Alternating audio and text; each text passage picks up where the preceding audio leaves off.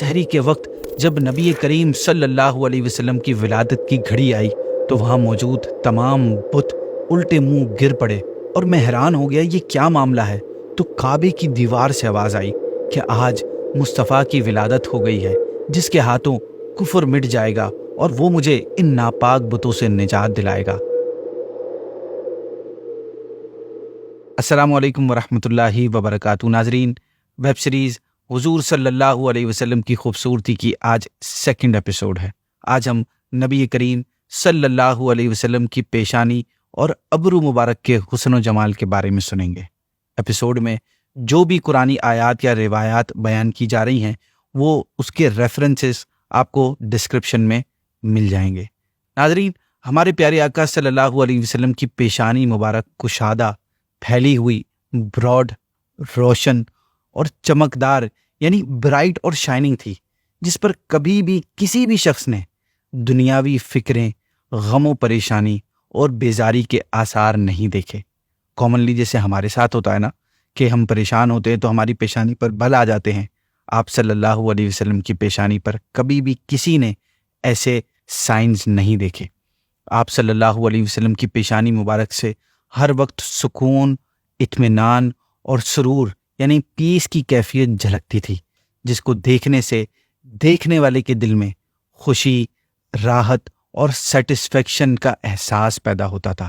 صحابہ کرام علیہم الرضوان نے باقاعدہ آپ کی پیشانی مبارک کے حسن یعنی بیوٹی کو اپنی روایات کا ٹاپک بنایا ہے۔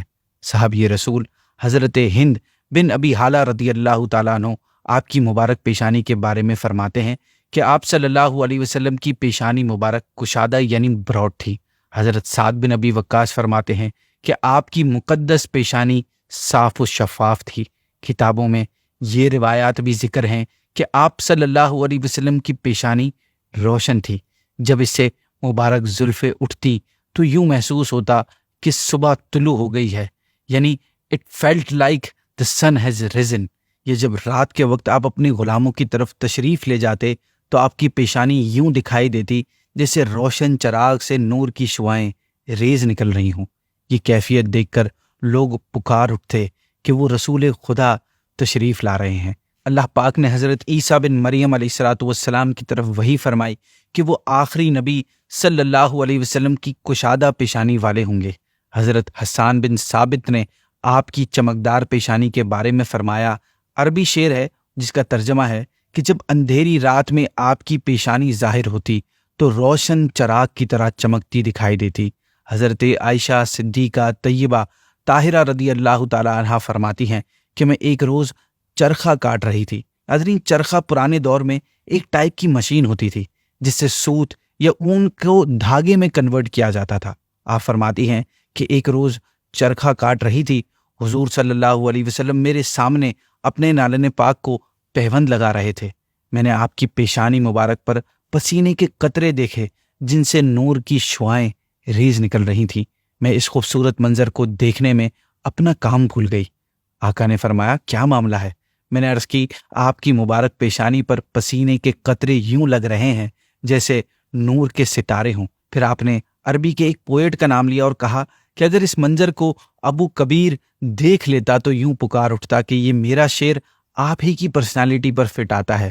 عربی شعر ہے یہ بھی، اس کا ترجمہ ہے کہ جب میری نگاہ ان کے روشن چہرے پر پڑی تو ان کے گالوں کی چمک ایسی تھی جیسے بادل کے ٹکڑے میں بجلی چمک رہی ہو۔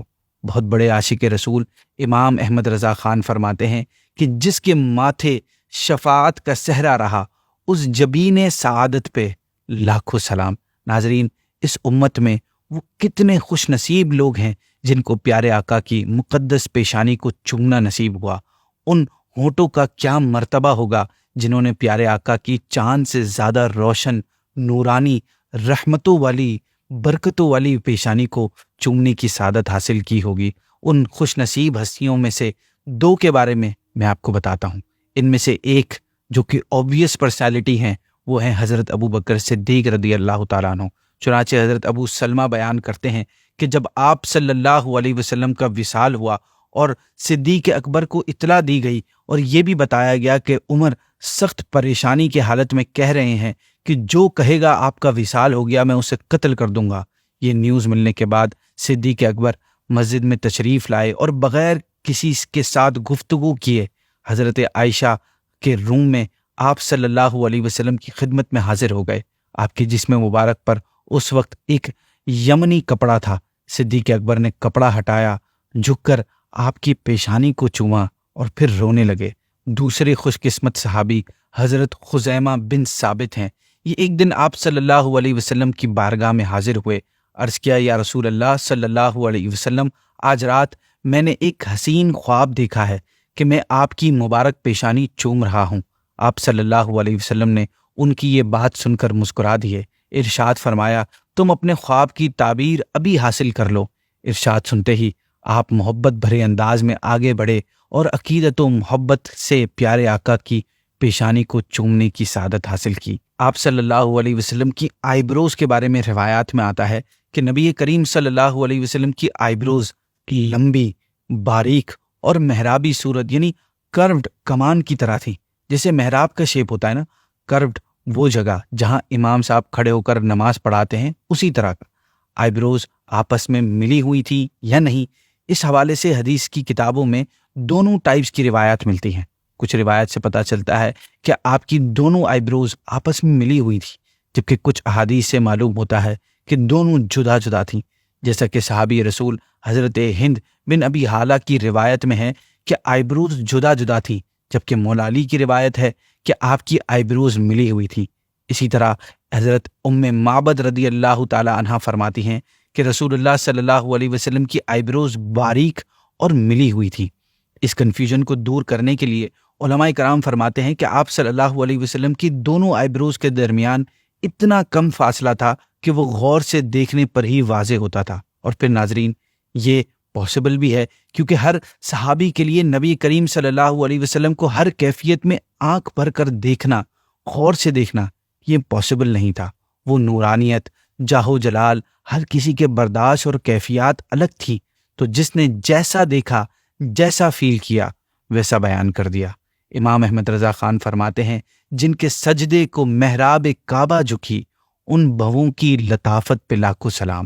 اس شعر میں ہندوستان کے مشہور شاعر، معروف عالم دین، ریسرچر نے بہت ہی خوبصورت انداز میں پیارے آقا صلی اللہ علیہ وسلم کی آئی بروز کی عظمت کو بیان کیا ہے۔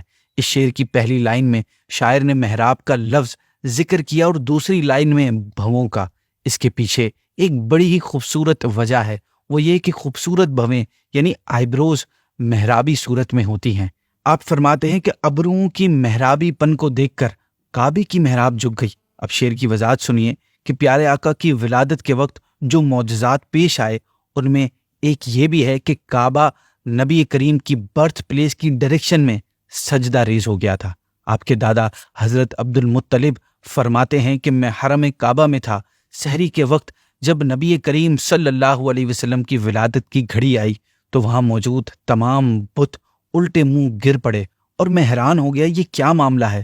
تو کعبے کی دیوار سے آواز آئی کہ آج مصطفیٰ کی ولادت ہو گئی ہے، جس کے ہاتھوں کفر مٹ جائے گا اور وہ مجھے ان ناپاک بتوں سے نجات دلائے گا، صرف اور صرف ایک اللہ کی عبادت کا حکم دے گا۔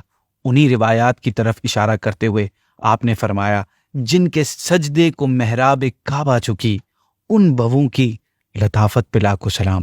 صحابی رسول حضرت ہند بن ابی حالہ فرماتے ہیں کہ پیارے آقا کی دونوں آئی بروز کے درمیان ایک رگ تھی جو جلال کے وقت سرخ یعنی ریڈ ہو جاتی تھی، جس کو دیکھ کر صحابہ حضور کی اس جلالی کیفیت کو اندازہ کر لیتے تھے، فیل کر جاتے تھے۔ بعض اوقات نبی کریم کی مبارک بال پیشانی پر دونوں آئی بروز کے درمیان ہوتے تھے اور آپ صلی اللہ علیہ وسلم اسی حالت میں اللہ کے حضور سجدہ کرتے تھے۔ حضرت عبدالعزیز بن عبید اللہ بیان کرتے ہیں کہ میں نے وہب بن کیسان کو بالوں پر سجدہ کرتے دیکھا تو میں نے ان سے کہا، اے وہب، آپ اپنی پیشانی کو زمین پر لگائیں یعنی بال پیچھے کریں۔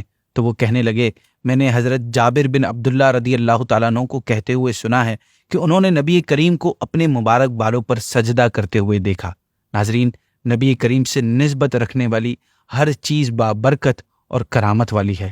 ابن جوزی روایت کرتے ہیں کہ وفات کے وقت آپ صلی اللہ علیہ وسلم کو جب غسل دیا گیا تو مولا علی نے پیارے آقا کی ابرو مبارک میں لگے ہوئے پانی کو منہ میں لے کر پی لیا۔ اسی کے سبب سے ان کا سینہ قرآن و حدیث کے علوم اور رازوں کا خزانہ بن گیا۔ آپ خود فرماتے ہیں کہ جس دن سے میں نے وہ پانی پیا ہے میری قوت حافظہ بہت بڑھ گئی ہے۔ اسی بہترین بات پر آج کی ایپیسوڈ کو اینڈ کرتے ہیں۔ کل انشاءاللہ ہم حضور صلی اللہ علیہ وسلم کی آنکھوں کا تذکرہ کریں گے جو کہ بڑی خوبصورت تھی۔ آپ کو اگر ہماری ایپیسوڈ پسند آ رہی ہے تو ہاں اس کو شیئر کریں اور کمنٹس میں اپنا فیڈ بیک بھی دیں۔ جزاک اللہ۔ السلام علیکم ورحمۃ اللہ وبرکاتہ۔